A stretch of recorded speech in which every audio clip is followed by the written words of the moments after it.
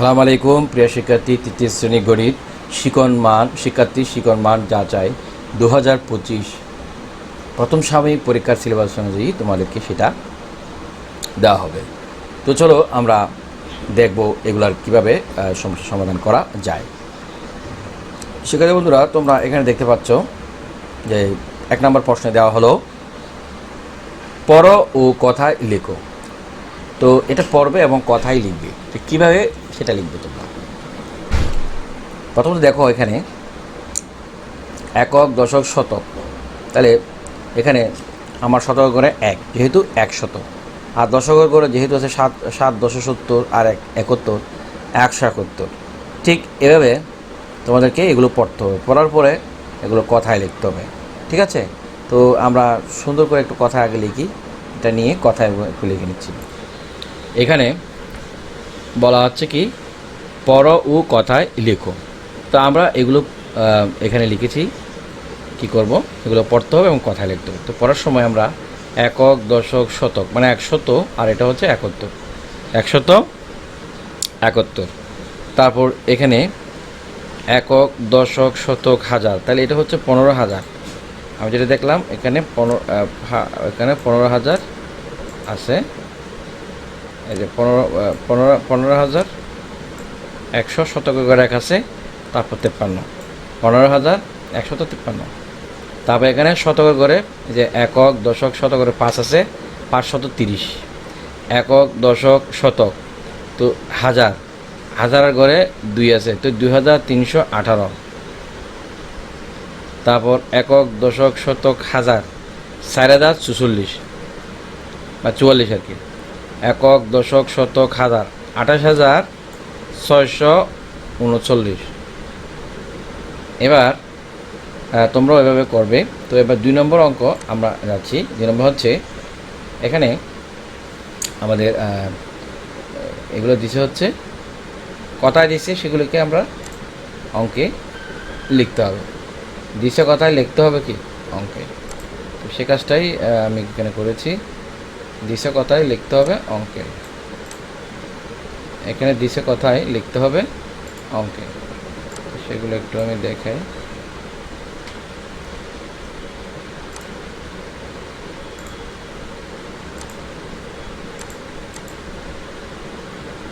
ঠিক আছে, এখন দেখি বলছে কি 1034।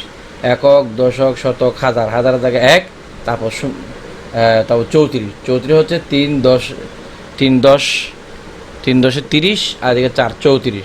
তো মাঝখানে আমার একটা শূন্য হবে, কারণ হচ্ছে আমাকে দশকের ঘরে পৌঁছতে হবে, কারণ 3 10 30, এই জন্য মাঝখানে শূন্য দিয়েই আমরা যাবো।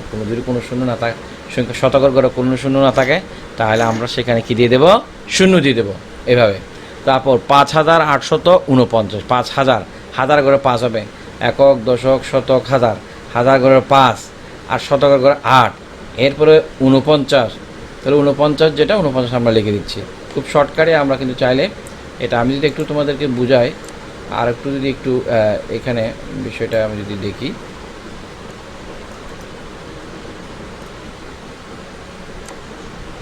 যে এখানে আমি লিখলাম, এখানে হাজার করে আমি 5 দিব। এই যে হাজার করে হচ্ছে 5, তারপর শতক করে 8, এরপরে হচ্ছে 49। তাহলে 49 জায়গায় 49 লিখবো,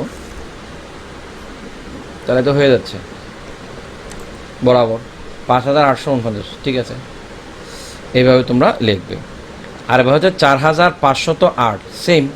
আমরা এটাকেও যদি চেষ্টা করি, এই যে হাজারের জায়গায় আমরা যেহেতু 4 আছে 4 লিখবো, যে আমরা লিখি।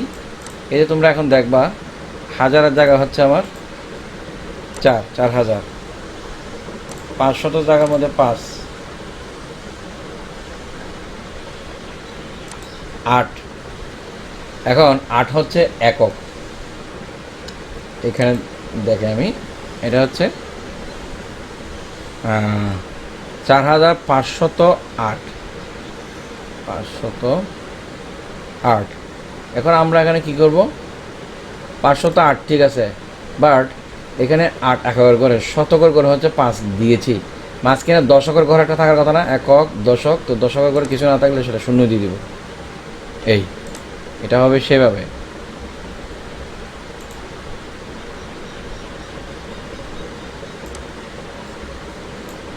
তারপর 2711 সেম 2711 বলা হয়েছে, 2711 এইভাবে লিখতে হবে 10,000, আর এটা হচ্ছে 10,000। 10,000 তো এখানে হাজারের ঘরে 10 দিলাম, আর হাজারের জন্য 3টে শূন্য দিয়েছি, শেষ।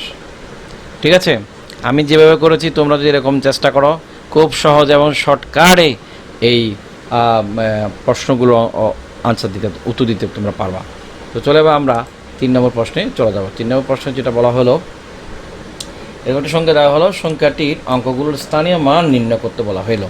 তাহলে আমরা স্থানীয় মান কীভাবে নির্ণয় করি সেটা তো জানি, সেভাবে একটু চেষ্টা করবো কীভাবে মানে বের করা যায়। তো তোমরা তো এটা দেখলে, একটি প্রশ্নে আমার একটু লিখতে হতো, মিস্টেক হয়েছে, আমি এখানে লিখছি। এটা হচ্ছে কি 2711, ঠিক আছে, 10,010 হবে। এটা 10,010 হলে আমাদের এখানে এই 10,000, এরপরে হচ্ছে যে 10 লিখতে হবে এখানে।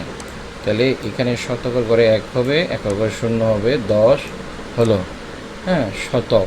এটা আর এটা হাজার, শতকের ঘরে 0 হবে, যেহেতু শতকের ঘরে কিছু নাই, আর হাজারের ঘরে 10 দিতে হবে, 10,010। এটা এইভাবে লিখবো আমরা, একক, দশক, শতক, হাজার, 10,010। ঠিক আছে, এবার আমরা যেটা বললাম 3 নম্বরের প্রশ্নের কথা, এটাকে আমরা অঙ্কগুলোর স্থানীয় মান নির্ণয় করব। তোমরা কি জানো স্থানীয় মান কীভাবে নির্ণয় করতে হয়?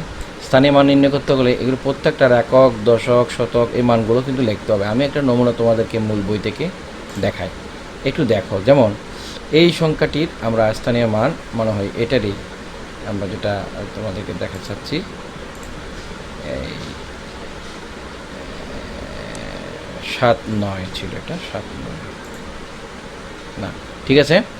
এটা কীভাবে মানে করছে দেখো, এই আদলেই তোমাকে কিন্তু ওইটা করতে হবে, দেখছো তো। এটা হচ্ছে একক, 7 একক মানে স্থানীয় মান 7, তারপর 3 দশক মানে 30, তারপর শতকের ঘরে 0 আছে, 0 হবে, হাজারের ঘরে হচ্ছে 9,000, 9,000 হবে, অযুতের ঘরে হবে 40,000, 4 অযুত মানে 40,000, 1 অযুত সমান 10,000, তো 4 অযুত সমান 40,000 হবে, এই দুটো যোগ করলে 39,000 হয়। তো এইভাবে কিন্তু তোমরা চাইলে ওইটা করতে পারো। তো চলো আমরা দেখি মানে এটার ইয়াটা আমরা এটাও করে দেখি। তো এখানে এটা কীভাবে করবে, প্রথমত আমরা লিখব 5 একক, এটা হচ্ছে 5 একক, 5 একক,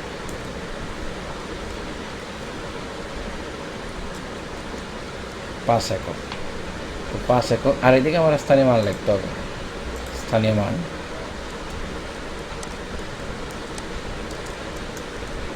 স্থানীয় মান কেমন হবে? আমার এখানে স্থানীয় মান হবে 5। তো এটা হচ্ছে 0 দশক, 0 দশক, 0 দশক মানে তো আমার 0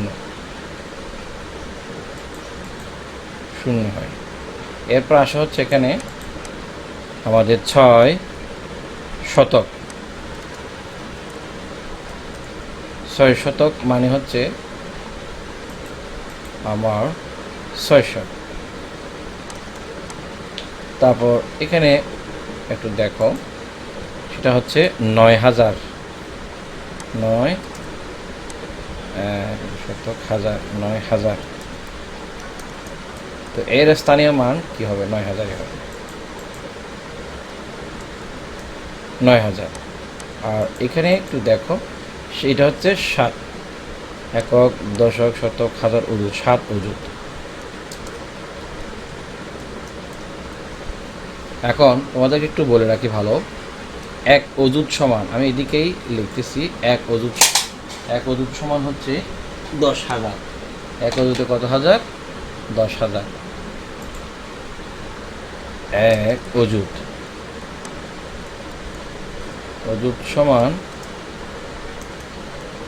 10,000, 1 অযুত সমান 10,000।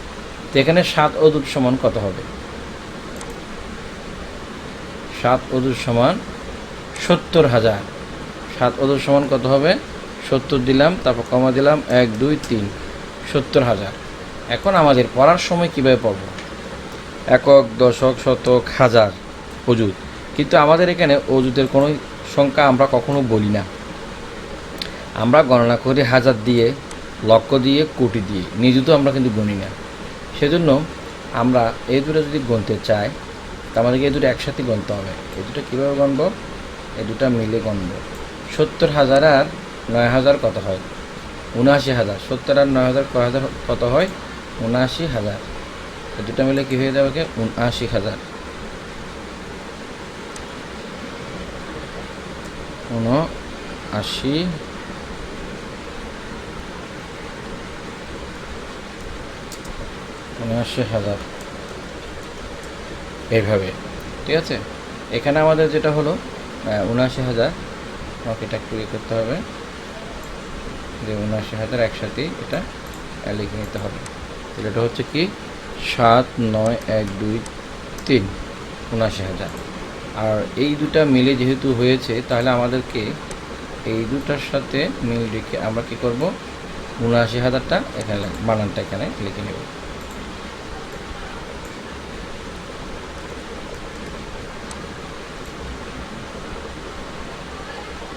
79,000, কারণ এই দুটা মিলেই আমার একটা সংখ্যা গঠিত। ওকে, যে অযুত কোনো সংখ্যা আমরা বলি না, আমরা হিসাব করি হাজারে। তো অযুতটা হাজারে চলে যাবে, এই নিযুতটা লক্ষের ভিতরে চলে যায়, এরকম আর কি। তো তোমাদেরকে আবার শিখতে হবে একক, দশক, শতক, হাজার, অযুত, লক্ষ, নিযুত, কোটি, এগুলো কিন্তু শিখতে হবে। এই চারটা না শিখলে তোমরা কিন্তু এটা পারবে না। তো যেটা আমি বললাম, এখানেও কিন্তু এই ধরনের সমস্যার সমাধান দেখানো হয়েছে। আমরা তোমাদেরকে এগুলা অন্য কোনো ভিডিওতে ধারাবাহিকভাবে আমি দেখানোর চেষ্টা করব। তো আমার ভিডিওতে চোখ রাখবে তোমরা, এগুলোর সমস্যার সমাধান সহজে তোমরা এখান থেকে পেয়ে যাবে। এবার আসো 4 নাম্বার। তো 4 নাম্বার কি হচ্ছে? কোনটি বড়, কোনটি ছোট? এটা তুমি যদি জানতে চাও, সর্বপ্রথম তোমাকে কোন কাজটা করতে হবে? বড় ছোট যদি তুমি জানতে চাও, এক্ষেত্রেও আমাদেরকে স্থানীয় মান বিবেচনা করতে হবে। কারণ আমি যদি সর্বপ্রথম বড় ধরতে চাই, তাহলে আবার ওই অঙ্কটির বিভিন্ন স্থানের মানগুলো আমাকে যাচাই করতে হবে। ধরে নিলাম সব সংখ্যাগুলো যাদেরকে বলছে কয় অঙ্কের দেখবো আগে। এখানে যেই প্রথম আমি কর উত্তর দিব, কর উত্তর যদি আমি লিখি, আচ্ছা এখানে উত্তরগুলো লিখি। যদি উত্তর আমি দিতে চাই, তাহলে আমাদের এখানে হচ্ছে যে কর উত্তর যদি আমি দিই 1, 6, 3, এবং আরেকটা হচ্ছে 1, 5, 7। এই দুটোর মধ্যে কোন দুটি বড়? এবার আসি, বড় কোন দুটি? প্রথমে আমরা এই দিক থেকে যাব। এই অঙ্কটা কিসের অঙ্ক? একক, দশক, শতক, একক, দশক, শতক। তাহলে এই শতকের অঙ্কটি যদি সমান হয় প্রথমের দিকে, তাহলে আমরা দেখবো হচ্ছে দশকের অঙ্কটা। সো দশকের অঙ্ক এটা 6, এটা হচ্ছে কি 5। এই টেস্টেই বোঝা যাবে এই প্রথম অঙ্কটি বড়। সুতরাং আমরা যেটা বলবো কোনটি বড় কোনটি ছোট করতে গেলে আমরা এভাবে লিখব যে যেহেতু বড় বলছে এবং ছোট, এখানে আমার বড় এবং ছোট আলাদা করে লিখতে হবে। বড়, তারপর বড়গুলো এক জায়গায় লিখলাম বড়, আর এখানে মনে করেন ছোট। ছোট তো এখানে বড় হচ্ছে 163, আর এখানে ছোট হচ্ছে আমার 157। সেভাবে বড় ছোট আমরা লিখতে পারি। আবার এই খ এর মধ্যেও এখানে আছে। খ এর মধ্যে যদি আমরা দেখি, এখানে এই যে প্রথম অঙ্কে আমরা ধরতে পারি এটা হচ্ছে হাজারের অঙ্ক। এখানে 9 আছে, এখানে 9 আছে, আবার এখানেও 9 আছে, শতকের ঘরেও 9 আছে, এখানে শতকের ঘরেও 9 আছে। তারপর এখানে দশকের ঘরেও 6 আছে, এখানে কিন্তু দশকের ঘরে 9 আছে। আলটিমেটলি এটা হচ্ছে বড়। তোমরা বুঝে গেছো? সব ঠিক থাকলেও এখানে একক, দশকের ঘরে আসা করতো কত? 6, আর এদিকে দশকের ঘরে আসতো 9। তাহলে এই ক্ষেত্রে আমাদের কোনটা বড় হবে, কোনটা হবে? তো বড় হবে এখানে আমি লিখতেছি 9, 4 6 না 9 4 9 4 এই যে 9 6 এটা বড় আর এর পরবর্তী সংখ্যাটা ছোট 9 4 6 9 এই সংখ্যাটি ছোট। তো এখানে গড় মধ্যে আছে দুটো সংখ্যা যদি আমরা দেখি, তুলনা সংখ্যার যখন তুলনা করব এইটি ফলো করব, একে একে আমরা বড় স্থানের মান থেকে ছোট স্থানের মান দিকে যাব, তাহলে আমরা বিষয়গুলো বুঝতে পারবো, মানে এদিক দিয়ে চেক করে করে এইদিকেই চলে আসবো, তাহলে আমাদের বুঝে যাবে। ঠিক আছে, যেমন প্রথমে এখানে যেহেতু অযুত আছে, অযুতের স্থান, এরপর হাজারের স্থান, এরপর শতকের স্থান, এরপর দশকের স্থান, এরপর সর্বশেষ এককের স্থানটা আমরা তুলনা করব, তবেই বুঝে যাবে কোন সংখ্যাটি বড়। আচ্ছা, এবার এই তুলনাগুলো আমরা সাধারণত তুলনা করার জন্য বৃহত্তর চিহ্ন এবং ক্ষুদ্রতর চিহ্ন ব্যবহার করতে পারি। যেমন এটা হচ্ছে বৃহত্তর চিহ্ন আর এটা হচ্ছে ক্ষুদ্রতর চিহ্ন। তা আমরা লিখি, যেমন এখানেও আছে, এগুলো আমরা হয়তো পরে করাবো, আজকে যেহেতু আমি সমাধান করতেছি এটা সেই জায়গা থেকে। যেমন এখানে এটা বড়, সে বড় চিহ্ন ব্যবহার করতেছি।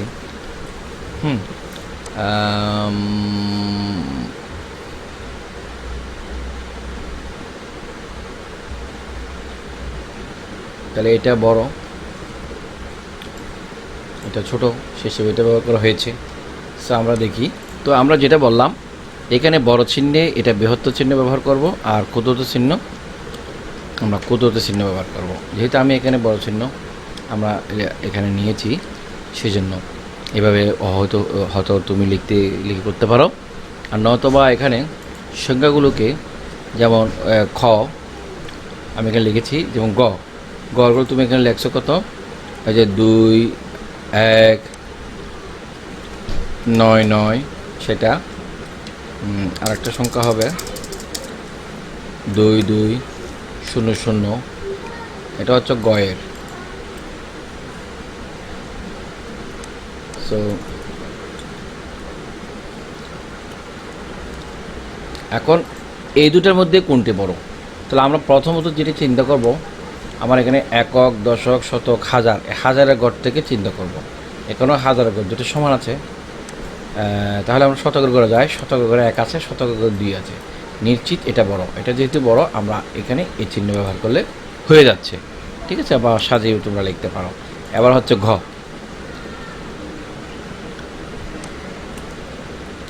ঘ প্রশ্নের যেই ইয়েটা আছে, যেমন 1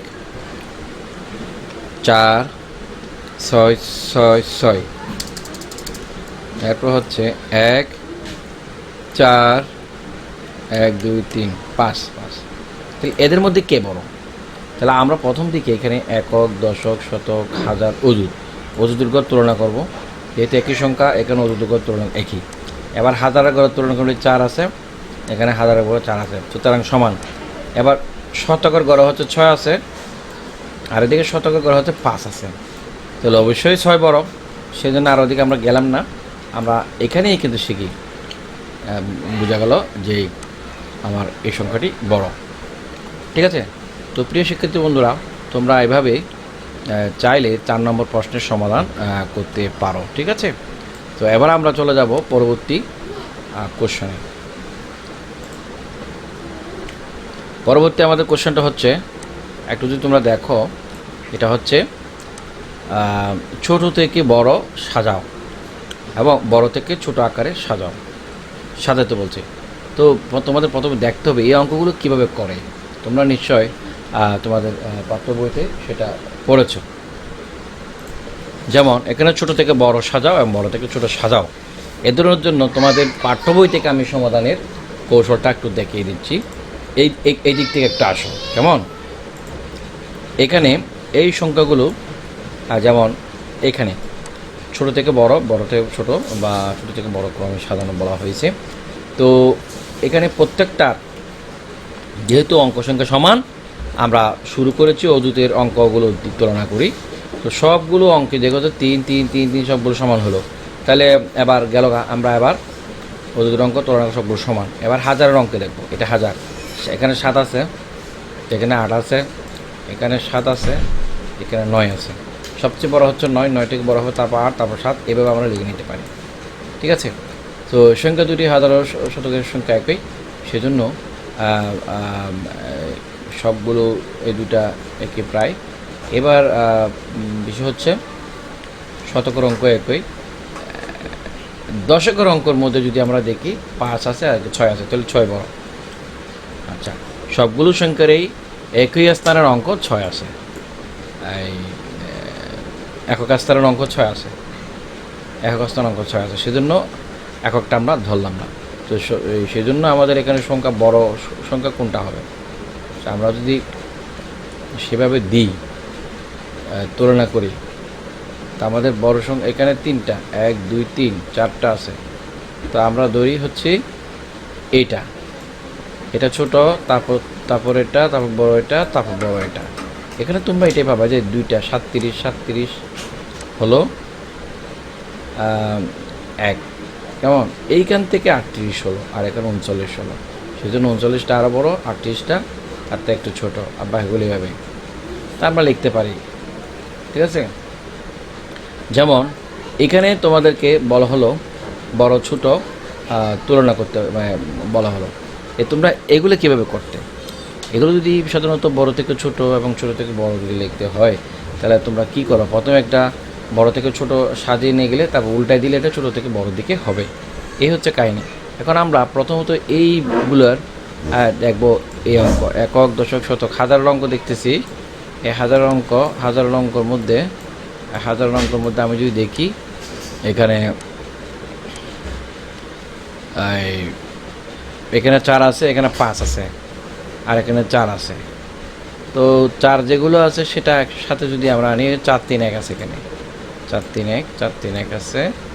তারপর এগুলো হচ্ছে 7 9 12, এখানে হচ্ছে কত 9 9।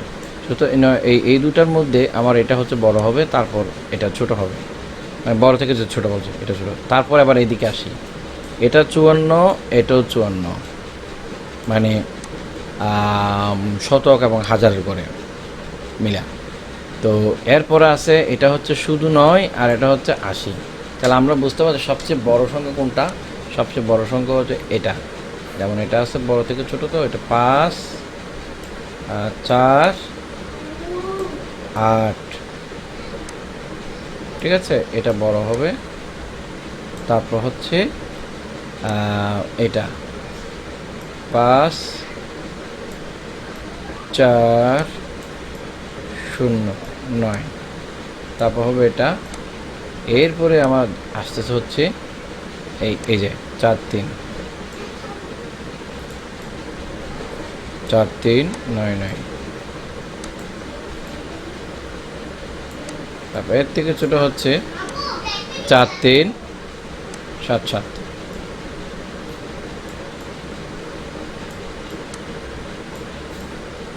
এইটা তো আমরা এইগুলো যদি আমরা এখন উল্টায় দাও, আগে এটা লিখবা। যেমন আমরা যেখানে লিখি সব ছোটো থেকে বড় দিকে যদি আমরা লিখি 3 7 7, তাহলে আমরা ছোটো থেকে বড় দিকে এই চিহ্ন দিয়ে আমাদেরকে এটা লিখতে হবে। ঠিক আছে? এখন আমরা এই 5 নম্বরের অঙ্কে ছোট থেকে বড় সাজাও এবং বড় থেকে ছোট আকারে সাজাও, সেটা আমরা করব। তো আমরা কীভাবে চিনব যে এই সংখ্যার মধ্যে কোন সংখ্যাটি আসলে ছোট, কোন সংখ্যাটি এবং বড়? সেটার জন্য আমাদেরকে চলে যেতে হবে যেটা এখানে দেখো, একক, দশক, শতক, হাজার, অযুত। অলমোস্ট আমি দেখতেছি যে হাজার আর অযুত সংখ্যা প্রত্যেকটারে প্রায় এই দুটার মধ্যে যদি আমি ধরি, আমার হাজার অযুতের ঘর, মানে হাজার এবং অযুত সেম সমান। এবার আমরা শতকের ঘরে দেখবো, কারণ শতকের ঘরে 6 আছে, আর এখানে শতকের ঘরে কী আছে? এখানেও 6 আছে। তো অলমোস্ট শতকের ঘর পর্যন্ত সমান, তাহলে আমরা এদিকে। এবার হচ্ছে দশকের ঘর। দশকের এখানে 11 আছে, দশকের ঘর এখানে 8 আছে। তাহলে অলমোস্ট আমরা বুঝতে পারছি এই সংখ্যাটি কি মানে বড় এবং এই সংখ্যাটি ছোটো অপেক্ষাকৃত। তাহলে আমরা সেভাবে সংখ্যাটাকে এখানে লিখি। তার আগে দেখব যে এখানের অলমোস্ট সংখ্যাগুলো কেমন, কারণ এগুলোর মধ্যে তো তুলনা করতে হবে। এ দুটোর মধ্যে তুলনা করে আমরা জানতে পারি সবচেয়ে ছোটো, তারপর হচ্ছে ছোটো এটা। এরপর এখানে আছে এটা ৭৭ আর এটা হচ্ছে ৭৮। বেশি কিছু লাগবে না, আমরা এই দুটো দেখেই বুঝতে পারতেছি এটা ছোট এটা বড়। তো অলমোস্ট আমার এখানে ছোট থেকে বড় দিকে সাজানোই আছে ধরতে গেলে। এখানে ৭৫ আমরা লিখবো ৬১১। আমরা একক দশক শতক খাতা ৭৫ আর ৬১১ এটা লিখছি। এটা যেহেতু ছোট, আমরা এই ছোটো চিহ্নটা আমরা এখানে দিব।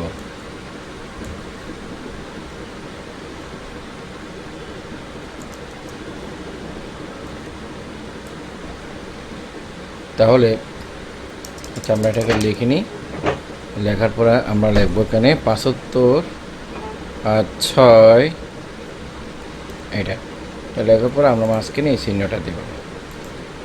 এই যে এই ক্ষুদ্রতর চিহ্নটা আমরা ব্যবহার করব। তারপর আমরা এখানে দিব কোনটা, এখানে দিব যেমন ৭৭ ৬ ৯ ০ এইটা। তারপর হচ্ছে ৭৮ ৬ ০ ৯ ৬০৯।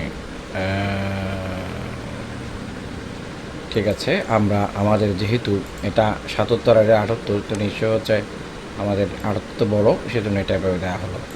তাহলে আমরা কি করলাম, এটার মধ্যে যে তুলনা করতে গিয়ে আমরা যে এই তিনটা সংখ্যা, এই চারটা সংখ্যার মধ্যে আমরা তুলনা করতে গিয়ে দেখলাম সবচেয়ে বড় সংখ্যা হচ্ছে মানে এটা। ঠিক আছে, এই এবার আমরা যেটা করব বড় থেকে ছোট সেটা বলা হচ্ছে কি ক্ষয়ের মধ্যে। ক্ষয়ের সংখ্যাগুলোকে প্রথমে বড়োর দিকে সংখ্যাগুলোকে আগে লিখতে হবে, তারপর ছোটোর দিকের সংখ্যাগুলোকে লিখতে হবে। তো তোমরা আমি যেরকমভাবে করেছি সেভাবে একটু করো। একক দশক শতক হাজার, এখানে হাজার আর অযুদের ঘরের সংখ্যা, এখানে হাজারের ঘরে হচ্ছে ৪, অযুদের ঘরে হচ্ছে ২। একক দশক শতক হাজার, হাজারের ঘরে হচ্ছে ৫, অযুদের ঘরে ৩। ঠিক আছে, আমি যদি প্রথমে অযুদের ঘরটাই ধরি তাহলে এখানে ২ আছে। এখানে যদি সবগুলো একই অঙ্কের হয়, গণিত দেখবা ১ ২ ৩ ৪ ৫, ১ ২ ৩ ৪ ৫, ১ ২ ৩ ৪ ৫, সবগুলো ৫-এর। সুতরাং প্রথমত আমাকে অযুদের ঘরের সংখ্যা যদি আমি ধরি তাহলে সব বিষয়গুলো আমরা দেখব। সব অযুদের ঘরের সংখ্যা এখানে ৪ আছে, এখানে ৩ আছে, এখানে ৩ আছে, এখানে ২ আছে। তাহলে আমাদের বড় আকারে ধরতে গেলে ৪ বড়, তারপর হচ্ছে আমার ৩, তারপর হচ্ছে আমার ২। এরকম আমাকে চিন্তা করতে হবে, মানে বড়োর দিকে চিন্তা করতে গেলে। তাহলে আমরা এখানে বুঝে গেছি আমি, যেহেতু এখানে অযুদের ঘরটাই বড় আর বাকিগুলো দেখার দরকার নেই, আমরা এইটুকু দেখলে বুঝে নিতে পারবো। এখানে আরেকটা জিনিস দেখতে হবে, সেটা হচ্ছে অযুদের ঘরটা দেখার পরেও এখানে দুটো সংখ্যা আছে আমি দেখলাম, দুটার অযুদের ঘরের সমান, কিন্তু হাজারের ঘরে বেশ কম আছে। আবার হাজারের ঘরে আমি এই দুটো সংখ্যা আমি লিখবো, হাজারের ঘরেও লিখতে পারি। হাজারের ঘরে হচ্ছে ৫, হাজারের ঘরে সবচেয়ে বড় হচ্ছে ৭, এই যে ৭। তারপর কি আছে, তারপর হচ্ছে ৬, হাজার ৭, তারপর হচ্ছে ৬ হাজারের ঘরে, তারপর দশক শতক হাজার ৫, তারপর কি আছে ৫, তারপর হচ্ছে এদিকে ৬। তাহলে আমরা বুঝতে পারছি এটা হচ্ছে হাজারের ঘর। কিসের অঙ্ক? হাজার।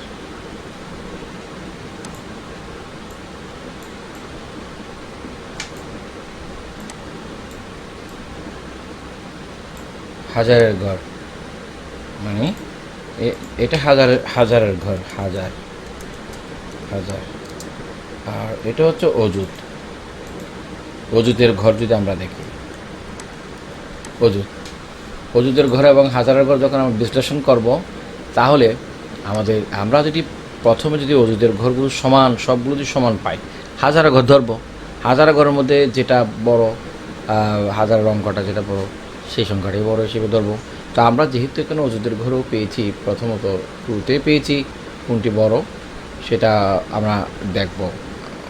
এটা বড় সংখ্যা হচ্ছে আমাদের এখানে 4, 7, 8, 0, 9, এটা হচ্ছে আমাদের বড় সংখ্যা। তারপর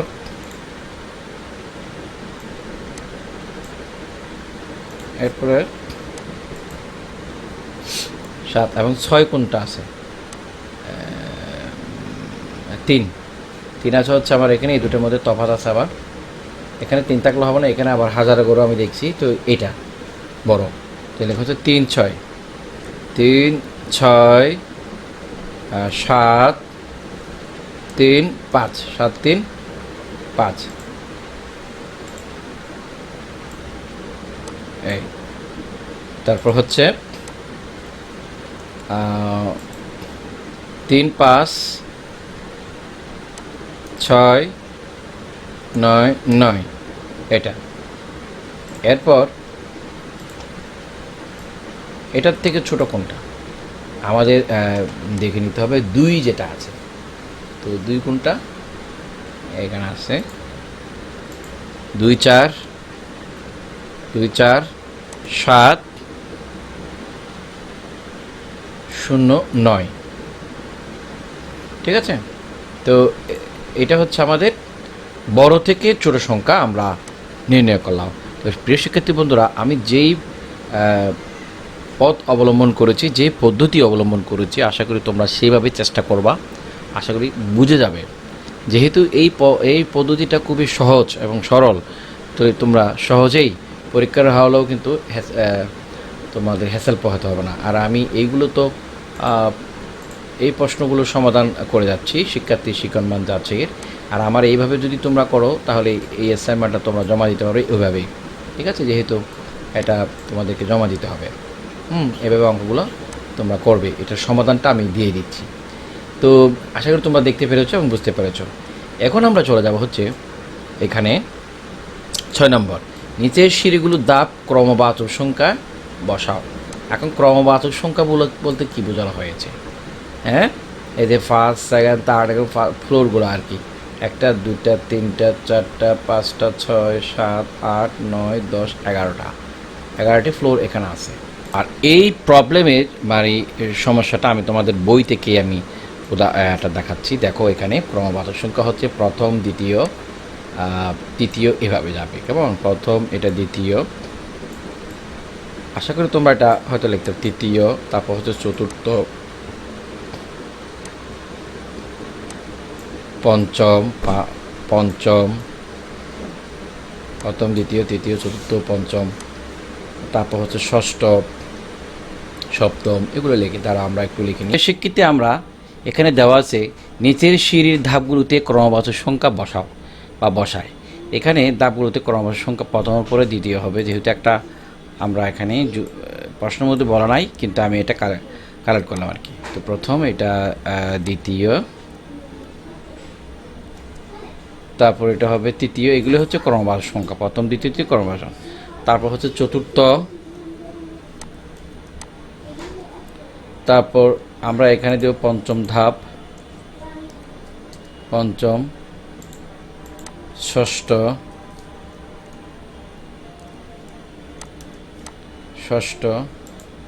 এরপর হচ্ছে সপ্তম, তারপর হচ্ছে অষ্টম, এরপর হচ্ছে নবম, তারপর হচ্ছে দশম, এরপর হচ্ছে 11তম। তো 11তম পরে 11কে আমরা বলি কি একাদশ, একাদশ বলি না? তো একাদশের শেষের শব্দ কি? তালব্যস্য হয়, এজন্য 11 দিব, এখানে 11 দিয়ে তালব্যস্য দিব। এই বিষয়টা কিন্তু অনেকে জানানো হয়তো, এটা একটু দেখে নিবা। হ্যাঁ, তালব্যস্য কেন আমরা একাদশ লিখি না? একাদশের আমরা লাস্টের শব্দ হচ্ছে তালিব বসো, এই তালিব বসোটা আমি এখানে দিচ্ছি। তারপর দ্বাদশ, যেমন 12 দিয়ে তালিব বসো দিতে হবে। এটার ফুল আমি তোমাদের একটু দেখাই কোথায়, এটা তোমরা হয়তো পড়ছো এখানে প্রথম থেকে যদি দেখাও, এই যে প্রথমকে সংক্ষেপে আমরা, এটা হচ্ছে সংক্ষিপ্ত, এটা সংক্ষিপ্ত রূপ, এটার প্রথম দ্বিতীয় তৃতীয় এগুলো সংক্ষিপ্ত।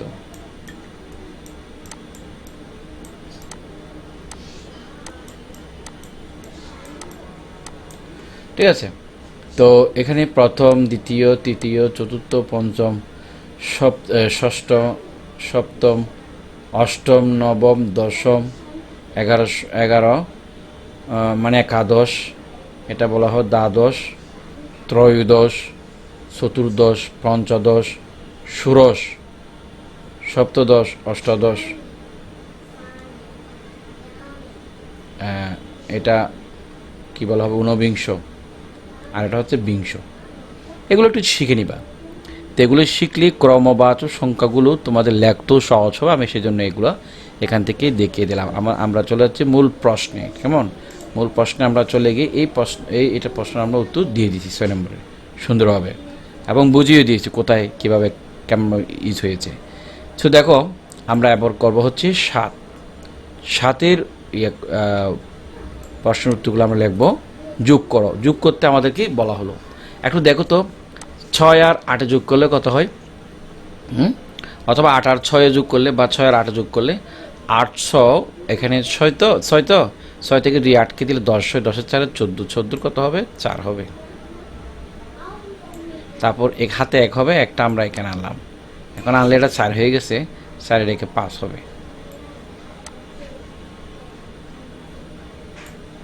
5। তারপর এদিকে হচ্ছে 4 3 7 হবে,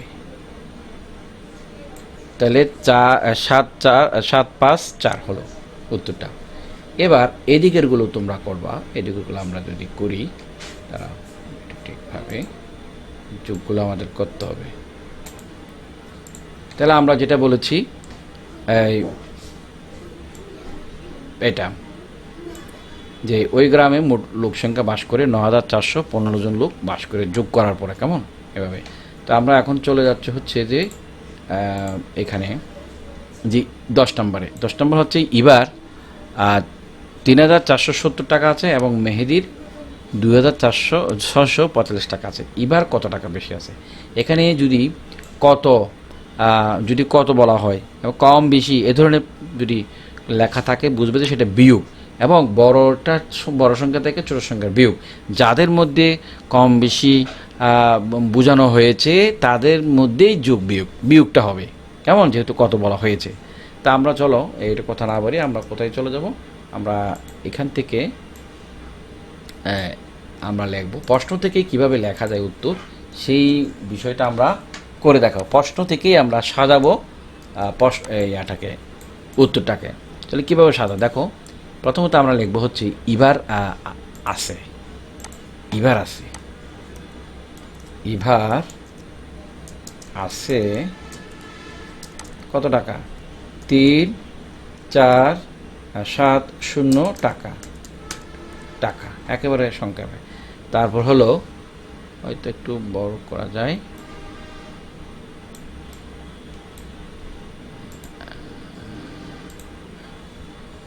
এটা আমরা লিখলাম। তারপর এবার হচ্ছে যে মেহেদির আছে,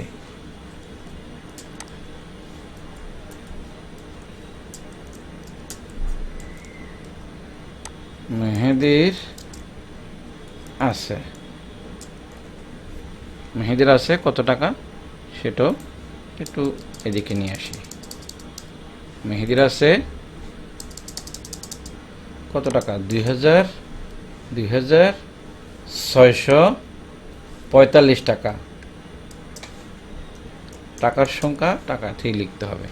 এখন বলা হচ্ছে ইবার কত টাকা বেশি আছে, তাহলে ইবার কত টাকা বেশি আছে বোঝাচ্ছে আমার এখানে বিয়োগ হবেই, এই জন্য ইবার টাকা থেকে এই যে মেহেদির টাকাটা আমরা বিয়োগ করব। তাহলে কার বেশি আছে বোঝাচ্ছে এখানে ইবার, এটা আমরা নিতে পারি, ইবার বেশি আছে লিখবো, কেমন। তো এখানে কতটা লিখবো না, শুধু বেশিটা লিখবো, কেন কতগুলো লেখা যাবে না, এটা আমাদের থেকে চাইছে। তো এটা ইবার বেশি আছে, বেশি আছে। তো আমরা এখন সমান চিহ্ন দেব এই জায়গায়। তো এটা বিয়োগ করতে হবে। তাহলে কী বিয়োগ করব একটু চিন্তা করে দেখো, যে 0 থেকে 5 যায় না, 0 থেকে 5 যায় না। তাহলে এক্ষেত্রে আমাদের কী করতে হবে, এটাকে 10 বানাইতে হবে। এখান থেকে 7 থেকে 1 যদি এখানে 10 হয়ে গেছে, এটা শূন্যটা 10 হয়ে গেলে 10 থেকে 5 গেলে এটা হয়ে যাবে কি 5, এটা হয়ে যাবে 5। আচ্ছা, তাহলে এটা হয়ে গেছে 6, যেহেতু 1 বিয়োগ হয়েছে, 6 থেকে 4 গেলে কত হয়ে যায় 2। আচ্ছা, এখন দেখো এটা কত হলো 4, 4 থেকে 6 কখনো যেতে পারে না। তো 3 থেকে 1 আমরা ধার নিব, এই জায়গা থেকে একটা ধার নিলে এই 3 হয়ে গেছে 2, এই 3 কি হয়ে গেছে 2 হয়ে গেছে। আর এটা হয়ে গেছে কত, এটা হয়ে গেছে 14, 14 থেকে যদি আমার 6 যায়, 14 থেকে 6 গেলে কত 8। তো এখানে 14 থেকে যদি আমার 8 যায়, 14 থেকে যদি 6 যায় তাহলে 8 হবে। 14 থেকে 6 গেলে 8 হবে, ঠিক আছে। আর এটা হয়ে গেছে 2, তাহলে 2 থেকে 2 গেলে 0 হয়ে যায়, এটা আমার লেখার দরকার নেই। তাহলে আমরা জানি কত টাকা, এত টাকা। এবার বেশি কত টাকা আছে, এবার বেশি আছে হচ্ছে 825 টাকা। উত্তর লিখবা, ঠিক আছে। এই 825 টাকা, উত্তর হচ্ছে 825 টাকা, এরকম লিখে দিব, ঠিক আছে। তো তোমরা দেখলা 10 নম্বর আমরা কীভাবে খুব সহজে এই যে সমাধান করেছি। এবার চলে যাচ্ছি পরবর্তী প্রশ্নে। পরবর্তী প্রশ্ন হচ্ছে আমাদের মিরাজ 1700 টাকা নিয়ে বাজারে গেল। সে চাল কিনলো 630 টাকা, এবং মাছ কিনলো 575 টাকা, এবং 425 টাকার সবজি কিনলো। তার কাছে আর কত টাকা রইল? এখন খেয়াল করো, আমাদের খরচের খাতগুলো আমরা যা খরচ করলাম সবগুলো একসাথ করে আমরা, মানে সবগুলো তো আপনি বিয়োগ, তুমি যদি প্রথমে এটা বিয়োগ করো এটা থেকে, তাহলে একটা পাইবা, তারপর এটা করো, এটা করে অনেক মানে লম্বা হয়ে যাবে। তার চেয়ে বরং যা যা আমরা খরচ করি সবগুলো একসাথে করে ফেলবো, মানে যোগ করে ফেলবো। করার পরে তারপর এটা থেকে আমরা বিয়োগ দিয়ে দিব, বিয়োগ দিয়ে দিলে আমাদের উত্তরটা হয়ে যাবে। তা আমাদের প্রশ্ন হলো যে 11 নম্বর প্রশ্ন, মিরাজ 1700 টাকা নিয়ে, মানে 1700 টাকা নিয়ে বাজারে গেল। সেই 630 টাকার চাল, 575 টাকার মাছ, 435 টাকার সবজি কিনলো। তার কাছে আর কত টাকা রইল? এখন যখন তুমি প্রথমে 1700 টাকাতে প্রথমে কী করলাম, চাল কিনলো আর কিনলা 630 টাকা, এটা বাদ হয়ে গেল। তারপর আবার 575 টাকার মাছ কিনছে, এটাও বাদ, এটা থেকে আস্তে আস্তে বাদ হয়ে গেল।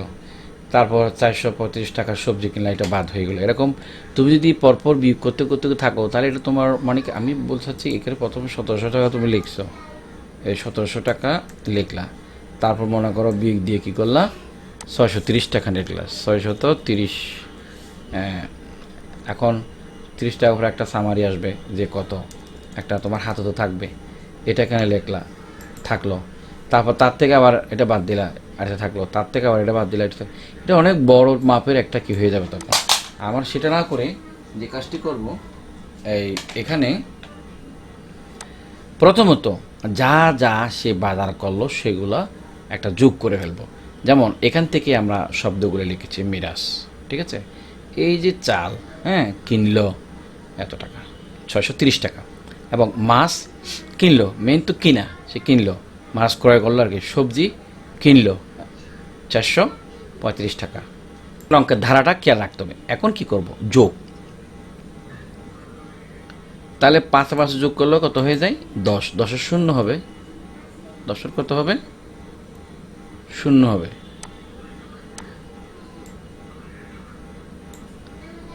হাতে 1, এই একটা আমরা এদিকে 3-এর উপর ধরলে এটা 4 হয়ে যায়, 7 4 11 হয়।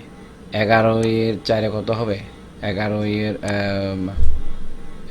3-এ 14 হবে। তো 14 হবে আমাদের 4, 14 কত হবে 4।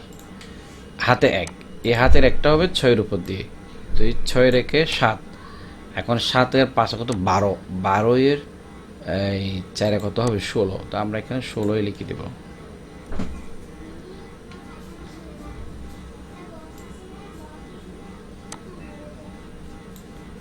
ঠিক আছে, এটা টাকা, কত টাকা, তা আমাদের যেটা হলো এখানে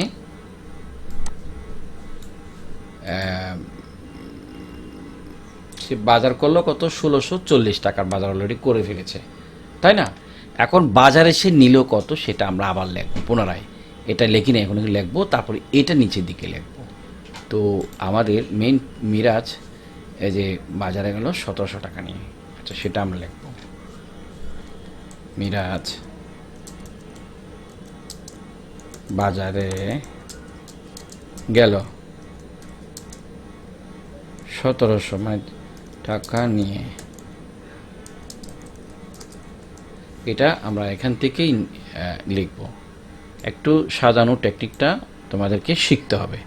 তারপরে আবার মোট বাজার করলো বা কিনলো, মোট বাজার কিনলো বা করলো সেটা লিখবা। এটা হচ্ছে কত, এই যে 1640 টাকা, 1640 টাকা, 1640 টাকা কী করলো বাজার করলো, তো 1640 টাকার বাজার করলো 1640 টাকা। এখন তাহলে এই 1640 টাকাটা আমার যা হচ্ছে 1700 টাকা থেকে বাদ দিতে হবে, যেটা বাজার করে ফেলছে সেটা বাদ দিতে হবে। তারপরে তার কাছে আর কত টাকা রইল, তা আমরা কি করব, তার কাছে কত টাকা রইল যেটা আছে সেটাকে কতটা বাদ দিয়ে সংখ্যাটা আমরা এখানে লিখব। যেহেতু আমাদের কাছে উত্তর চাইছে, আমরা সেখানে তার কাছে রইল লিখব। তার কাছে রইল, তার কাছে এই যেখানে তার কাছে এখান থেকে রইল, এখান থেকেই তোমরা লিখতে পারবা কত টাকা, এই যে যোগ করো, তো যোগ করলে যেটা পাবে এখান থেকে এই জায়গা থেকে করে আসো 0 0 হবে, তারপর 4 এখানে 4 আছে, 4 এর সাথে 4 0 সাথে 4 যোগ করে 4 হবে, তারপর হচ্ছে এখানে 7 6 7 13 3 হবে, হাতে কত 1 হবে, এই একটা এখানে যদি আমরা দিই তো 2 হয়, 2 রেখে 3 হবে, এখানেও কত হবে 3 হবে। তাহলে একটু যদি চিন্তা করে দেখো আমাদের তার কাছে আর কত টাকা রইল, আমরা যদি দেখি তার কাছে আর রইল কত টাকা,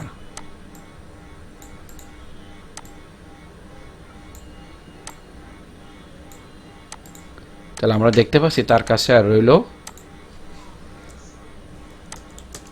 এত টাকা, মানে 300 না সরি আমাদের তো ভুল হচ্ছে, আর কত টাকা রইল তার কাছে, যে বিয়োগ করতেছি আমরা, বিয়োগ করলেও তো আমাদের এটা হয় না, 0 0 না এটা সরি আমাদের ভুল হচ্ছে, এটা বিয়োগ করব। সো বিয়োগ করলে আমাদের সংখ্যাটা তো এরকম হবে না। তো আমরা যদি বিয়োগ করে থাকি তাহলে কি হয়, 0 থেকে 0 গেলে এখানে 0 হবে, ভেরি গুড। এখন এখানে 17 থেকে 7 থেকে এখানে 10, 10 থেকে 4 গেলে 6 হবে, বাজার কিলোটা বাদ দিতে হবে, তাহলে এখানে 6 হয়ে গেছে। তো 7 থেকে 1 নিলে 6 হয়ে গেছে, 6 থেকে 6 গেলে এটা 0 হয়ে যাবে, তারপরে 1 থেকে 1 গেলে এটা 0 হয়ে যাবে, এগুলোর দরকার নেই আমার। তো আমার মোটামুটি 60 টাকা, তার কাছে আর বাকি কত টাকা থাকে 60 টাকা, ঠিক আছে 60 টাকা, কত টাকা 60 টাকা আর অবশিষ্ট থাকে, 60 টাকা সেই খরচ করতে পারে নাই, ঠিক আছে। তাহলে আমাদের এখানে উত্তর কত হবে, উত্তর হবে 60 টাকা।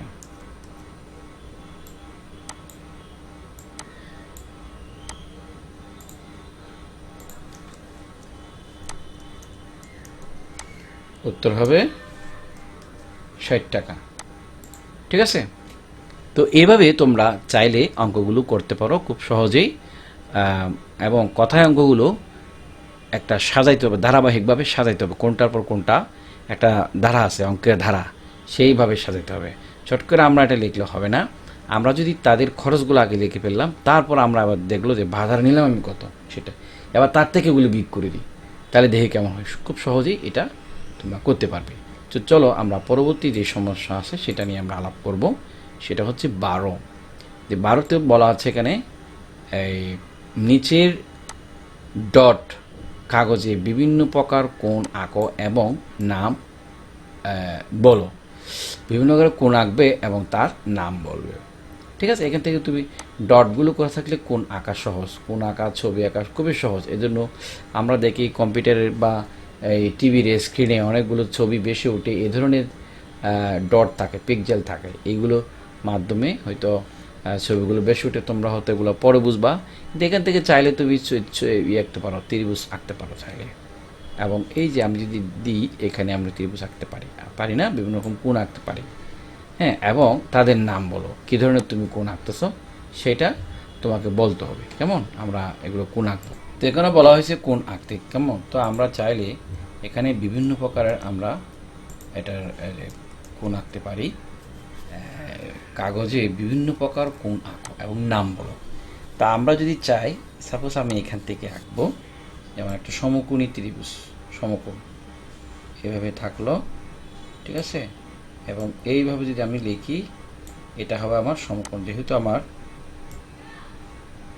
এখানে এটা সমকোণ হচ্ছে, এখানে আমরা কি আঁকলাম, সমকোণ। এটা সমান 90 ডিগ্রি, এই জায়গায় 90 ডিগ্রি যেটা হচ্ছে, এটার নাম হবে সমকোণ। এটা হবে কি, সমকোণ। এটা হবে সমকোণ। তো আমরা এখানে সমকোণ করেছি, সূক্ষ্মকোণী ত্রিভুজ করেছি। তারপর এটা হচ্ছে স্থূলকোণ। স্থূলকোণ হচ্ছে এক সমকোণ থেকে বড়। দেখো এখানে 90 ডিগ্রি থেকে একটু বড়, সেজন্য এটা স্থূলকোণ বলা হয়। 90 ডিগ্রি থেকে বড়, কিন্তু দুই সমকোণ মানে 180 ডিগ্রি থেকে ছোট হলে এটা সমকোণ, যে স্থূলকোণ বলা হয়। তো সূক্ষ্মকোণীয় আমরা বলেছি, সূক্ষ্মকোণ হচ্ছে 90 ডিগ্রি থেকে ছোট কোণকে সূক্ষ্মকোণ বলা হয়। এই যে দেখো, এটা এই বরাবর হলে কিন্তু 90 হতো। ধরো এই পর্যন্ত, এই আমরা যদি এটা দিতাম, যদি আমরা এটা দিই, এটা যদি আমি দিই, তাহলে এখানে হলে 90 ডিগ্রি হতো। তার থেকে একটু ছোট হয়েছে, এটা হলে 90 হতো। আমার এটা তো নাই, আমার এটা একসাম, তাই না। সেজন্য আমরা এটাকে বলতেছি সূক্ষ্মকোণী, 90 ডিগ্রি থেকে ছোট কোণ।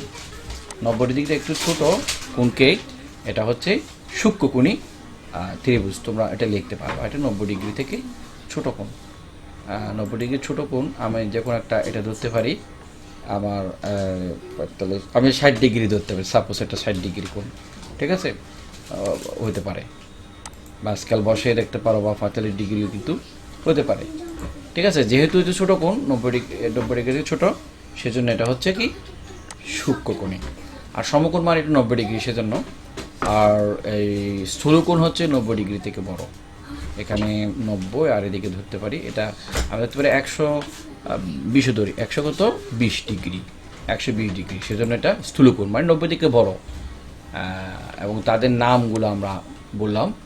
তো এইভাবে তোমরা চাইলে 12 নম্বর প্রশ্নের অ্যান্সার করতে পারো। আরও অনেক কোণ তোমরা এখানে, বিভিন্ন প্রকার কোণ এখানে ড্র করতে পারো। তো প্রিয় শিক্ষার্থী বন্ধুরা, আমরা চেষ্টা করেছি তোমাদেরকে এই বিষয়গুলো সমাধান দিতে। তো আজকে আমাদের এই পর্যন্ত। আমাদের ভিডিও যদি শুরু থেকে শেষ পর্যন্ত যদি তুমি না টেনে ধারাবাহিকভাবে দেওয়া, প্রত্যেকটা প্রশ্নের পুঙ্খানুভাবে একটা ধারণা পেয়ে যাবে, এবং তোমরা এ ধরনের প্রশ্নের উত্তর দিতে সক্ষম হবে, এবং অ্যাসাইনমেন্টটাও সম্পূর্ণভাবে তোমরা করতে পারবে আশা রাখি। এবং ভিডিওটা যদি আমাদের ভালো লেগে থাকে, তোমরা লাইক, কমেন্ট এবং শেয়ার করবেই, এবং সাবস্ক্রাইব তো করবেই। তো কেন সাবস্ক্রাইব করবেই? প্রতিনিয়ত প্রত্যেকটা অধ্যায়ে, প্রত্যেকটা বিষয়েরই সুন্দরভাবে, সাবলীলভাবে তোমাদেরকে উত্তর দেওয়ার চেষ্টা করা হয়। কেননা আমাদের এই চ্যানেলে খুবই মানসম্মত ভিডিও দেওয়ার চেষ্টা করো, যাচাই বাছাই করে, একেবারে সায়েন্টিফিক হইতে, মানে বৈজ্ঞানিক তত্ত্ব ভিত্তিতে যেভাবে শিখালে একজন শিশু মনস্তাত্ত্বিকভাবে সে বুঝতে পারে এবং পড়ালেখার সাথে সে একাগ্রত হতে পারে, একঘেয়েমি আসবে না, সেইভাবে সেই মেথডে কিন্তু বোঝানো হয়। অনেক জায়গায় অনেক প্রকার বোঝানো হয়, কিন্তু আমাদের এখানে গবেষণা মানব ভাবে প্রশিক্ষিত শিক্ষক মণ্ডলীগণ ক্লাস নিয়ে থাকেন। তোমরা আমাদের চ্যানেলে সাথে থাকো, দেখবে তোমরা তোমাদের সমস্যার সমাধানগুলো সহজে পেয়ে যাবে। ধন্যবাদ, সবাই ভালো থাকবে। আল্লাহ হাফেজ, আসসালামু আলাইকুম।